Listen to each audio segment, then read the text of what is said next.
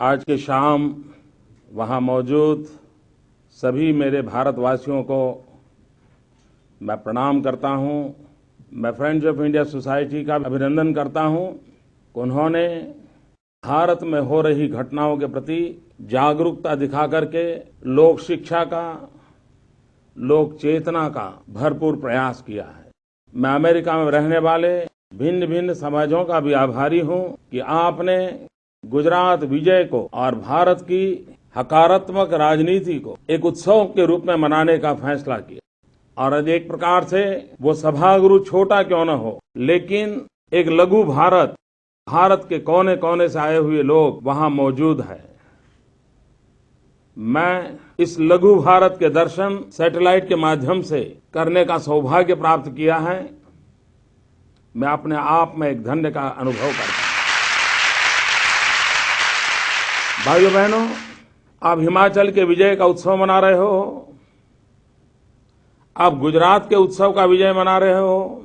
लगातार एक के बाद एक हिंदुस्तान की राजनीति में विकास को, प्रगति को जन समर्थन मिल रहा है, उसका उत्सव मना रहे हो। आपने निमित्त के रूप में मुझसे आप बात करने का अवसर दिया है। आपने आपके बीच आधुनिक टेक्नोलॉजी के माध्यम से मुझे बुलाया है। मैं अंतःकरणपूर्वक आपका साधुवाद करता हूं, आपका अभिनंदन करता हूं। अमेरिका में बसे हुए भाइयों बहनों को मैं इसलिए भी अभिनंदन करना चाहता हूं कि इस बार चुनाव तो गुजरात के थे, गुजरात के मतदाताओं ने मतदान करना था, लेकिन अनुभव यह आया कि जैसे पूरा हिंदुस्तान ही नहीं, विश्व भर में फैला हुआ हिंदुस्तान को प्रेम करने वाला हर नागरिक इस चुनाव के साथ जुड़ गया था, वो मन से जुड़ गया था। जिस समय यहां चुनाव के नतीजे आ रहे थे, रात भर अमेरिका में आप लोग जाग करके जश्न मना रहे थे। ये इतना प्रेम क्यों, इतना लगाव क्यों? ये लगाव किसी एक राजनीतिक दल के लिए है ऐसा मैं नहीं मानता हूं। ये लगाव मुझ जैसे एक छोटे व्यक्ति के लिए है ऐसा भी मैं नहीं मानता हूं। ये लगाव भारत के प्रति आपका जो प्रेम है, आप भारत को विकास की ऊंचाइयों पर देखना चाहते हो, आप भारत के हर व्यक्ति का भला चाहते हो। आप जो अमेरिका में अनुभव कर रहे हो, आप जो अमेरिका के अंदर सुख चैन की जिंदगी पा रहे हो, वहां बैठे बैठे भी आपका मन करता है कि हिंदुस्तान भी उससे भी आगे जाए। आपका मन करता है हिंदुस्तान का भी छोटा सा छोटा नागरिक उन सुविधाओं को प्राप्त करे। और तब जाकर के जब कहीं प्रगति की आशा नजर आती है, जब कहीं विकास की संभावनाएं नजर आती हैं, जब कहीं आपको सच्चाई का एहसास होता है, तो आपके दिल से प्रेम का उमटना बहुत स्वाभाविक है। और भाइयों बहनों, ये पहला अवसर नहीं है कि जब अमेरिका के भारतवासियों ने ये उमंग दिखाया है।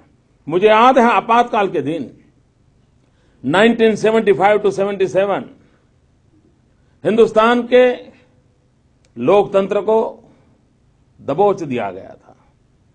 देश के गणमान्य नेताओं को जेलों में बंद कर दिया था। जयप्रकाश नारायण, मोरारजी भाई देसाई, अटल बिहारी वाजपेयी, लाल कृष्ण आडवाणी, कई भारत के स्वतंत्र सेनानी, सबको जेल में बंद कर दिया था। जब लोकतंत्र का गला गौंड दिया गया था, मीडिया पर सेंसरशिप लगा दी गई थी, उस समय मुझे याद है अमेरिका की धरती पर भारत में लोकतंत्र के पुनर्जीवन के लिए एक युद्ध चलाया जा रहा था। एक लड़ाई भारतीयों की तरफ से चलाई जाती थी। विश्व का जनमत बनाने का प्रयास अमेरिका में रहने वाले मेरे भारतीय भाइयों बहनों कर रहे थे, और वो ताकत दिखाई थी। विश्व भर में फैले हुए सभी भारतीयों ने इस काम में अगुवाई की थी, चाहे वो अमेरिका हो, यूरोप हो, अफ्रीका हो, ऑस्ट्रेलिया हो। जहां भी एक भी भारतीय बैठा था, वो भारत के लोकतंत्र के लिए लड़ाई लड़ता था। मुझे दूसरा अवसर मालूम है, जब जब भारत पर युद्ध की नौबत आई, कोई ऐसा युद्ध नहीं था कि विश्व में फैले हुए भारतीयों ने अपना हाथ न बटाया हो। भारत के अंदर कोई ऐसी नेचुरल कैलेमिटी नहीं है, चाहे सुनामी हो, भूकंप हो, बाढ़ हो, दुनिया में फैले हुए मेरे भारतीय भाइयों ने तुरंत एक भी पल के विलंब के बिना भारत की मदद के लिए, भारतवासियों की सहायता के लिए अपना हाथ यहां तक पहुंचाया था। और इसलिए मित्रों, जहां तक विश्व में फैले भारतीय समाज का सवाल है, मैं उसकी गतिविधियों से परिचित हूं, मैं आप सबसे भी बहुत सख्त परिचित हूं, और मैं जानता हूं कि आपका मन सदा सर्वदा अपनी पवित्र मातृभूमि के साथ जुड़ा रहता है।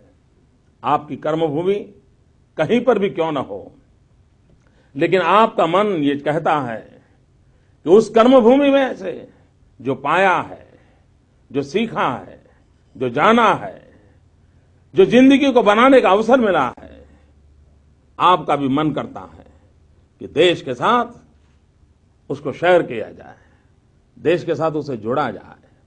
और इसलिए भी मैं विश्व में फैले हुए मेरे भारतीय भाइयों को अंतःकरणपूर्वक अभिनंदन करता हूं, हृदय से साधुवाद करता हूं। और उसी कड़ी में आज मुझे आपके बीच आने का अवसर मिला है। मित्रों, मैं टेक्नोलॉजी का तो बहुत ही आभारी हूं। आज टेक्नोलॉजी ने पूरे विश्व को बहुत ही छोटा बना दिया है, एक परिवार के रूप में बना दिया है।